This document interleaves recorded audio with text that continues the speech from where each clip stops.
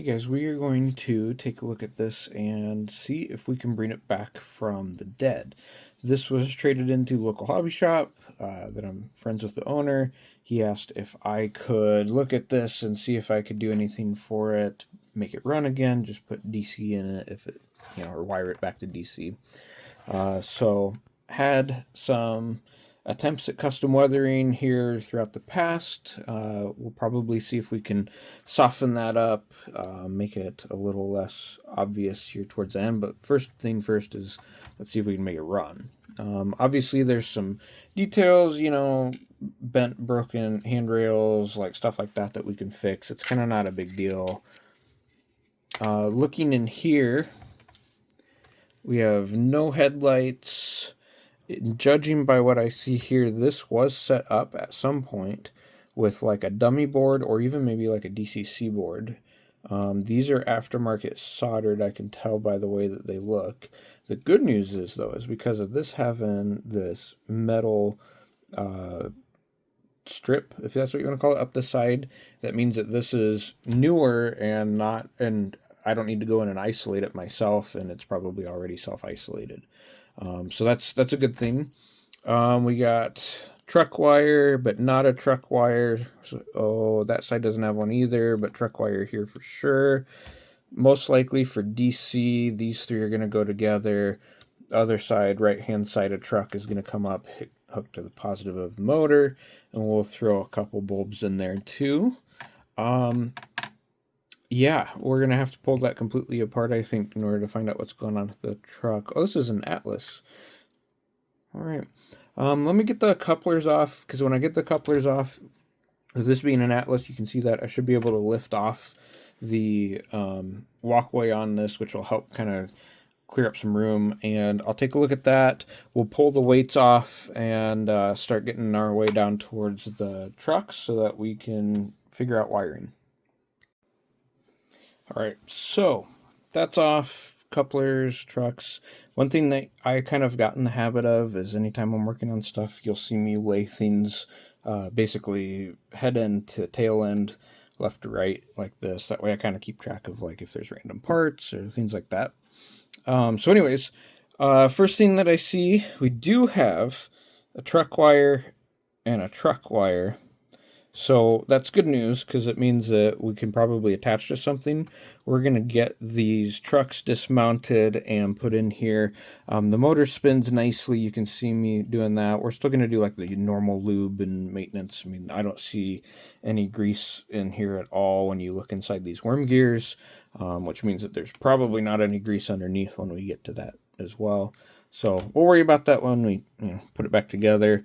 You can see that the weathering is kind of this thick brown rusty color paint. We are going to probably put this all mostly back together or thereabouts. Probably do like light air dusting of like something to fade that, maybe just a general dust color to fade that, lighten that up a little bit. We'll come back in with like a dark wash and re-hit details and try to make it a little bit better. Same with the body. I also noticed that, there is a little bit of a cab interior, and so we're going to see if we can get into that, get those windows out, and see if we can replace them or do something with that instead, because I can kind of see the hint of like a fireman in there. So we'll see. We'll take a look. But first thing, I'm going to get the trucks off. It looks like on this model, these just pop off. These are the little covers right here. You can see the tab. Oh, sorry. You can see the tabs here and here. You can usually get under there just like this. And, oops, you can usually pop one side, and they'll, pop right up enough, just like that. There we go. Ooh, yeah, old grease. Look at that. All right, we'll do that. So that grease was so caked, especially on this rear one here, that it did not want to come off of this bearing cap on the end. And you can actually see it's still just caked on there. So we'll have to clean that off. But it would not lift out of the truck itself. So next up for the trucks, These do come apart into pieces. You can see here at the end, sorry, there is clips, same thing. These will unclip around the sides, which will get us right to where we want. And then this bottom actually clips in, and there's tabs up in here where you can take that apart. And so we'll get into there. Instead of trying to solder onto this, which is what it looks like happened already, we're going to just see if we can solder onto the actual plate that's in there and run an entirely new wire. So we'll find out once I get in there. But yeah, we'll go ahead and get these trucks taken apart and see if we can get a little bit better view on what we're actually working with here. There you go. Here's one. Yeah, just like that. So this pops off your axles. There's actually like a push-on clip right here, and we'll probably have to work that. There you go. And just like that, there's the wire. So we'll run a new one on just the same way. But I'm going to use the wire brush. I have one of these little mini Dremel tools with a wire brush on it. We're going to use that to clean up stuff as we go and get some things reworked in here. I should have also stated to pull off the bottom first and not the sides. I forgot that there's a little clip that holds these sides in place like that. So see, that one comes out. If you look here, let me see if I can set this down, get a better angle for you. If you look here, you see there's like that little bump right there. That's what actually is being held in place by the little tabs here on the side right there, the pieces that stick out. So just a note. Okay, new wire is on. Clip in there. This is nicely clean. So this one's ready to reassemble and re-grease, and we'll be done with one truck. Alright, back together, and more good news. Whatever paint was used for the weathering didn't stick, and so the second I actually touched it with the hobby knife, it started peeling off in pieces. So I started peeling off the rest. We're going to do that to this truck as well. I'm probably going to weather these independently with the airbrush before putting it back on there, because it'll be easier for me to clean wheels again. And we'll just do something light so that it's nice and looks okay, and we'll kind of start to blend in with the rest of the locomotive. But one done. All right, so truck's back together. I'm going to leave the weights off for now. Now what we're going to do, and you can see that I kind of pre-stripped all the wires. We're just going to literally take and twist together pretty much everything that we can. We will solder when we're done, but temporarily we want to do this to see if this is going to be fine, if we have our pickups for power the right direction, if we have the polarity for the lights the right direction. It's always good to test that before you get too far down the road. So we'll do that. We'll go over to the layout, we'll give it a test, we'll see what happens. All right, so test. Forward headlight, everything's wired the right direction. If I go back, sorry for the shakiness, I'm doing this from like across the room. Back headlight, we go back, we're good to go. So that means that we can solder and just kind of put stuff back together. So good step. All right, sorry for the noise. The paint hood is on. I mixed up kind of a sandish brown. We're going to spray the trucks quick, and then we'll spray the body independently. Low air, because we don't want a lot coming out at once, and then we'll clean the wheels, but we're going to give these just a nice dusting. It'll kind of make it look a little more like they're dusty, and then we'll touch them up later with the panel line accent. So just something real light.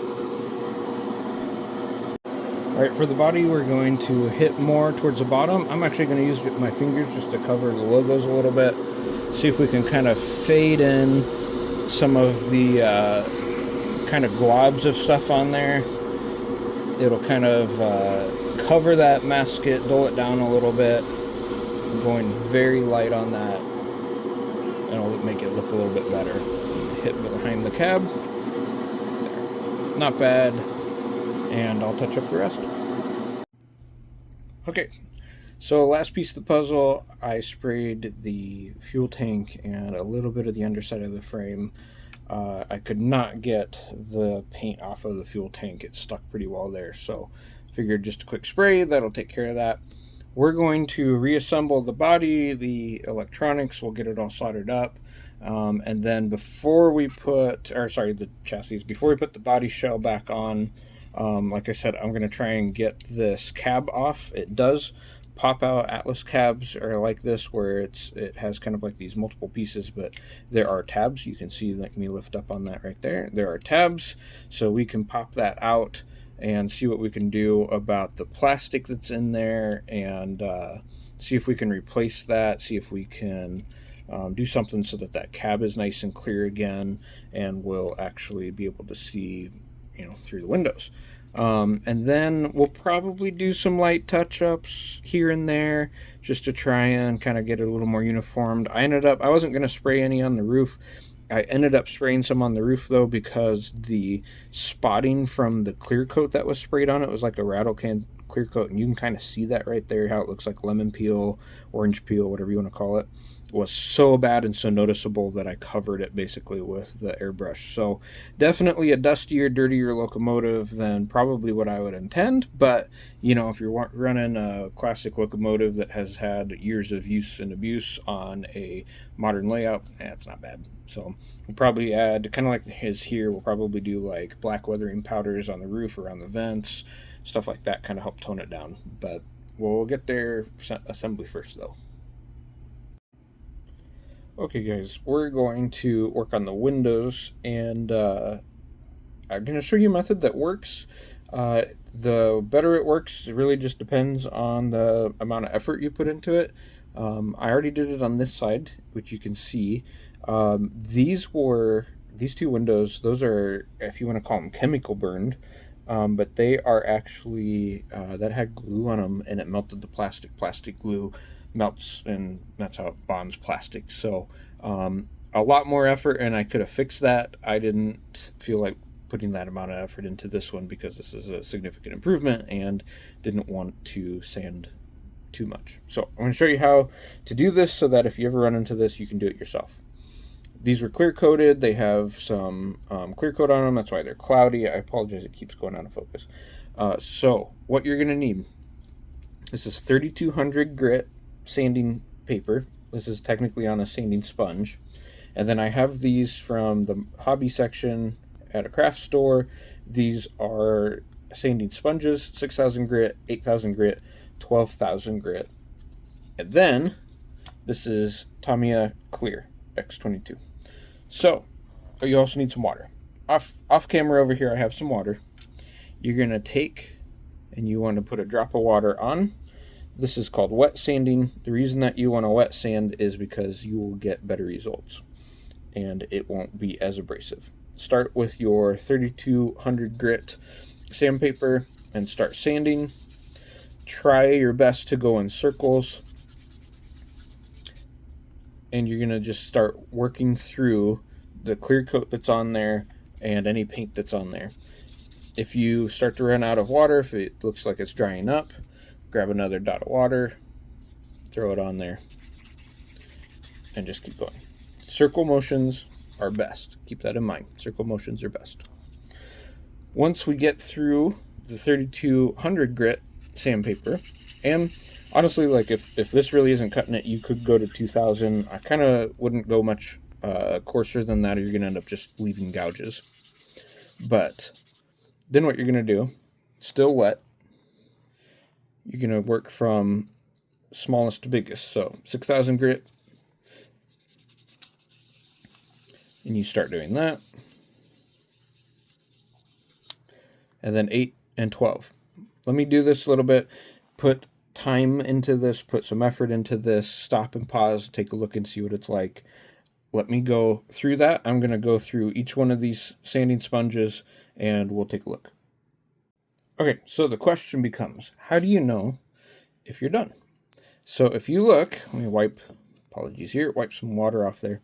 If you were to take this, that doesn't look too bad the way it is. You can kind of see what with my finger. If you put just a clean drop of water on that, like that, you should be able to kind of look through that. You can see it looks pretty decently clear.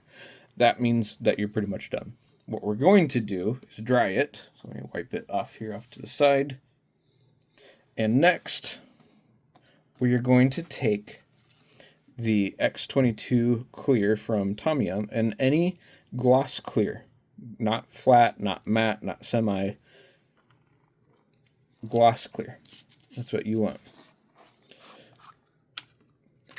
Take your paintbrush, dip it straight into your clear,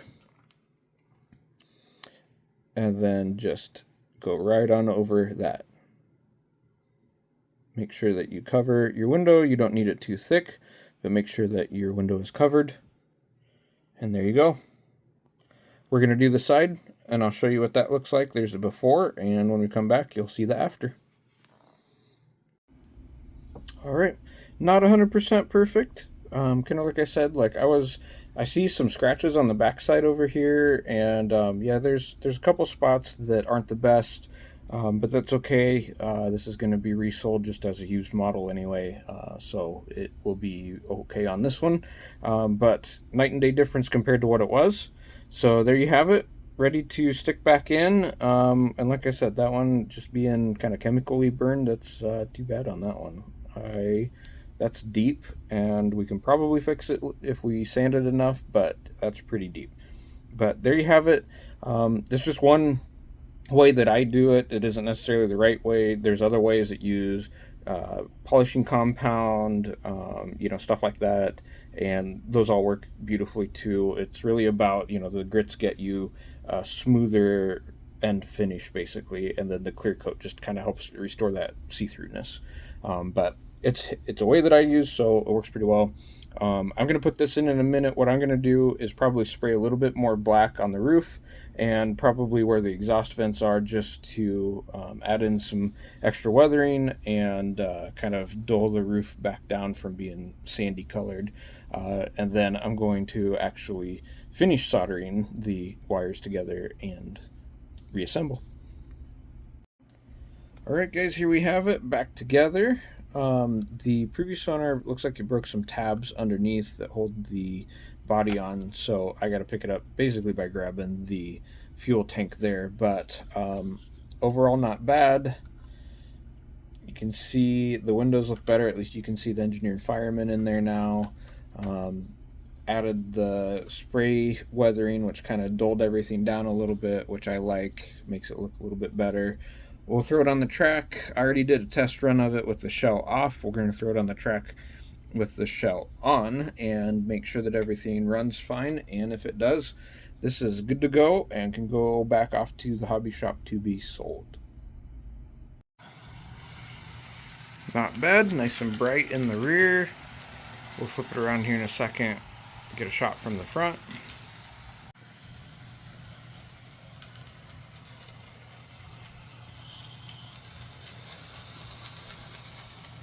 Alright, there we have it. Alright guys, I hope that you found this video somewhat helpful. Like I said, there's a lot of ways to do stuff out here in the hobby, and this is just some ways that I do it. Maybe you got some ideas and tips, but thanks for stopping by, and let me know if you have any ideas of things you want to see. Otherwise, appreciate it. Appreciate you guys following and liking and everything like that. Thank you.